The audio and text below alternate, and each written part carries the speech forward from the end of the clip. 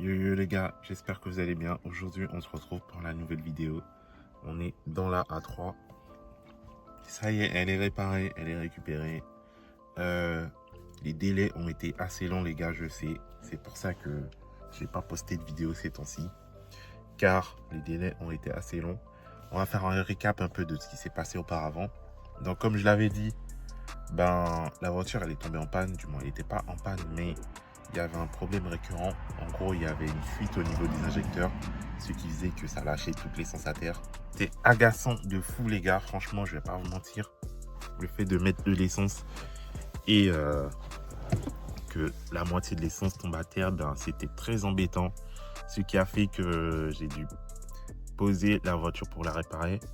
Les délais chez Audi, ils étaient assez longs, les gars. Donc, c'est pour ça que j'ai préféré l'emmener chez un garage qui m'a un peu pigeonné, mais bon, c'est pas grave, c'est déjà passé, j'ai dégainé les 3 points et on est passé à autre chose. Ce qui s'est passé les gars, pourquoi j'ai pas emmené la voiture chez Audi?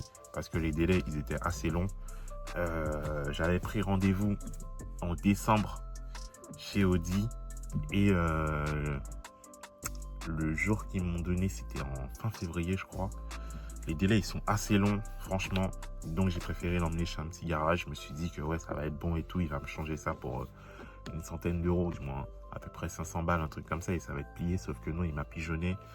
Le problème maintenant des petits garages, c'est qu'ils ne cherchent plus la panne, à réparer la panne en question. Ce qu'ils font, eux, c'est qu'ils changent tout directement. Ils ne cherchent plus à réfléchir. Ils changent tout directement et après, ils te donnent le prix. Et si t'es pas content, c'est la même. Donc, franchement, je ne vais pas vous mentir. J'allais embrouiller le mec, j'allais lui dire ouais, je sais pas ce que je t'ai demandé sur la voiture, donc moi je vais pas payer ça. Mais au final, je me suis dit bon, plutôt de partir dans des trucs de justice et compagnie là, parce que j'ai pas payé la main d'œuvre et tout, les réparations et tout, je me suis dit vas-y, je vais dégainer tes 3 points et après je vais me barrer, je vais prendre ma voiture et je vais rentrer chez moi parce que comme ça sera plié, on n'en parle plus. Donc c'est ce que j'ai fait, j'ai dégainé les 3 points. C'est pour ça actuellement que les gars, je fais plus trop de vidéos parce que en fait tout mon budget il est parti dans le moteur. Donc je me suis dit go payer, go la réparer et ensuite on finira avec la voiture. Et c'est ce que j'ai fait, c'est pour ça qu'actuellement les gars, je pose plus trop de vidéos sur la voiture. C'est parce que j'ai réparé la voiture. Là, actuellement, elle se porte parfaitement bien. Il n'y a plus de fuite, il n'y a plus d'odeur d'essence, il n'y a plus de quoi que ce soit. Donc, ce que je compte faire, les gars, je compte continuer les vidéos.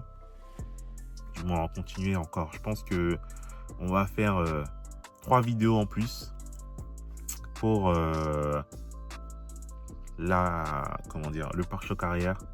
Ensuite, le pare-choc avant. Et ensuite, la ligne complète. Et ensuite, ce sera fini, je pense.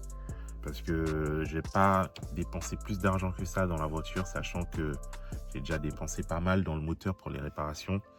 Donc, restez branchés les gars.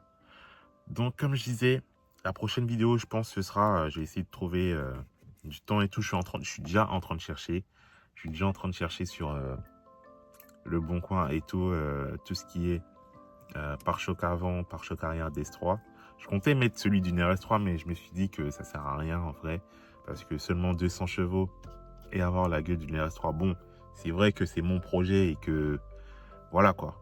Je fais ce que je veux et puis voilà. Mais je me suis dit, autant mettre celui d'une S3, comme ça, ce sera plié. Donc, je suis actuellement en train de chercher un pare-choc arrière DS3 et avant DS3 également pour pouvoir mettre le duplex en échappement d'une RS3 et ensuite laisser la voiture comme c'est là en fin de sujet, du moins, comment dire, en fin de projet. Donc c'est ce que je compte faire les gars.